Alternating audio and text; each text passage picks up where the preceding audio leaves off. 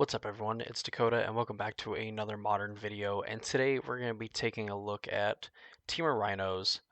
This list in specific plotted by Nathan Stewart, who is basically a staple of like the Mythic Championship slash like Pro Tour, circuit. Just a very, very strong player, playing a different variation of the Temur Rhino slash like Crashing Footfalls deck, and it was enough of a change where I felt like it was worth going over and just kind of seeing how the deck evolves because, of course, Modern is a non rotating format.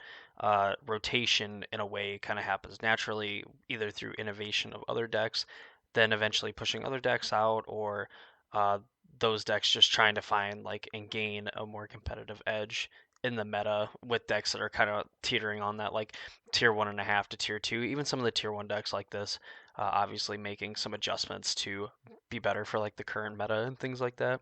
So with that out of the way, and really before we get super deep into some of the changes for Temur Rhinos, if you're not already subscribed to the channel, please consider subscribing and ringing the notification bell so you know when videos like this get posted. Go into the link in the description of this video. I have one to the Discord server. Go ahead and follow that because I finally figured out how to connect just my YouTube account to my streaming, so I will be streaming on YouTube if anything streams. So another reason to subscribe, so you know when I go live on YouTube. So Team Rhinos, as we have known it and known it forever, is essentially an 8 Cascader and 4 Crashing Footballs deck. So your Cascade creatures are Shardless Agent, which is a 3 mana 2/2. That says whenever you cast a spell, exile cards from the top of your library until you exile a non-land card that costs less.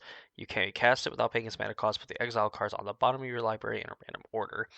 So conveniently, this deck does not play any cards with converted mana cost 2 or less, except for Crashing Footfalls. So every time that you cast a Shardless Agent, or every time that you cast a Violent Outburst, you are always going to cascade into Crashing Footfalls. Cards like Dead Gone, Fire Ice, and Brazen Borrower technically don't count, as when Cascade and you're flipping through and checking your cards. The obviously the 3 CMC of Brazen Borrower is what the card will check, and Fire Ice and Dead Gone are considered 4 converted mana cost because it counts on both halves of the card and not just one half. So that is nothing new. I mean, we've seen this before. What is new is the fact that the deck is now playing 3 Murktide Regent in the main. And the reason why is actually pretty interesting and it kind of makes sense when you think about it. So, a lot of the time, like these Crashing Footfall decks, they don't necessarily fold to things like a Chalice of the Void or Void Mirror or Engineer Explosives on 0, Ratchet Bombs, whatever you name it to essentially get rid of tokens or stop them from casting it. They don't necessarily fold to it because they do have some answers. Obviously, it has a little bit of like early interaction with like Mystical Dispute, Force of Negation. The sideboard, they have like Force of Vigors. They have Blood Moon to mess with their opponent's stuff. Besage You. Even Furies for like the occasional like Magus of the Moon or like Hate Bear or something like that. So like that's nothing new for the deck to beat, but sometimes it can't beat it. And a lot of the cards that like you'd want to bring in against Crashing Footfalls or like Team of Rhinos, whatever, isn't necessarily cards that beat Murktide Regent. So you can essentially like go off, do your thing, just play a normal game where like you play all these spells or whatever, you violent outburst, get some rhinos, and your opponent plays an engineer explosives and blows up your rhinos, and then you follow it up with a Murktide Regent, and all of a sudden they're staying down to 7/7/8/8, and they don't really have like the most efficient removal for it. I mean, sure, they might still have in unholy heats and things like that, but Murktide Regent, you know, in this deck can obviously outgrow and outpace these unholy heats and things like that. And definitely this card just being in game one, like yeah, your opponent uh, might just play towards beating these cards with some of their other cards like Leyline Binding and stuff like that. Of course, just doing this in the middle of the video, that's cool.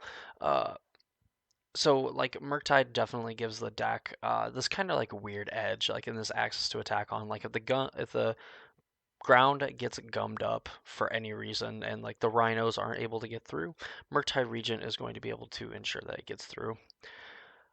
Mystical Dispute is also kind of like some new tech for it. Obviously, a 4 of. It's essentially like a counter spell that this deck can play with the potential for 1 blue mana to counter like target blue spell. So this could just like kind of help you win counter wars and stuff when you're trying to resolve like a crashing football. Obviously, also getting to like cast force and negations and stuff. Essentially, like Mystical Dispute is able to be played like on your turn very efficiently if you play like Shardless Agent, and Force and Negation is able to be played on your opponent's turn if you have the Violent Outburst and stuff. So gives it another axis and another dimension to essentially interact with your opponent if they're trying to interact with counter spells.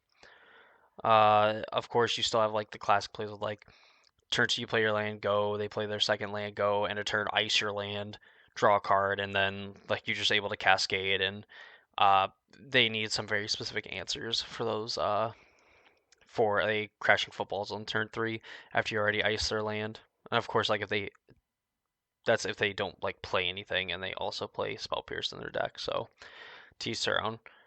Um, but yeah, like really the deck kind of stays the same. The deck plays the same. But I wanted to go over it because this is definitely a very good example of how decks and like players find ways to innovate archetypes that are very established in the format. You know, Crashing Footfalls may have been like on the downswing in terms of like metagame share, but I believe on Goldfish it's still like a at least like a 6 to 8% of like the meta, and I think that makes it like the fourth or fifth most played deck in the format. And by no means was it ever like bad because it was the fourth or fifth most played deck in the format. Just some people just prefer to play like Murktide Regent. Other people prefer to play 4 color control or 5 color, or excuse me, 4 color creativity, 5 color creativity. And those decks are very powerful. One of them just being able to cheat, you know, Archon of Cruelty into play and multiples at that at a time, with its own innovations and stuff made to kind of counteract people being able to interact with its combo and everything.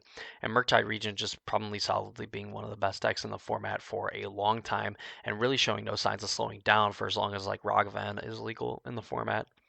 So it's good to see more decks like this, like Temur Rhinos, just finding ways to innovate and doing it in a really interesting way and in a way that I don't think people necessarily expected this deck to go.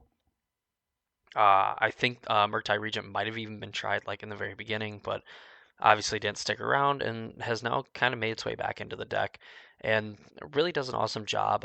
There was the Apex Gaming event or tournament that went on this past weekend, and there were some Team of Rhinos lists that were playing Murktide Regent, and Murktide Regent played really well. Like it was definitely a card that like it hit the table, it won the game. I mean, so if that's really all Rhinos needs to kind of like keep its foothold on its spot in the meta, or even like jump up a spot or two, you know, that's going to be awesome for the deck, and will kind of force some more innovation of the format as we go on, kind of keeping it fresh, you know, for the most part. So it's always good to see. And yeah, that is the Team of Rhinos list, some of the new upgrades, and kind of like the dimensions and stuff that it adds to the deck. I'm going to be looking to play this version of the deck in the coming days as this video gets uploaded.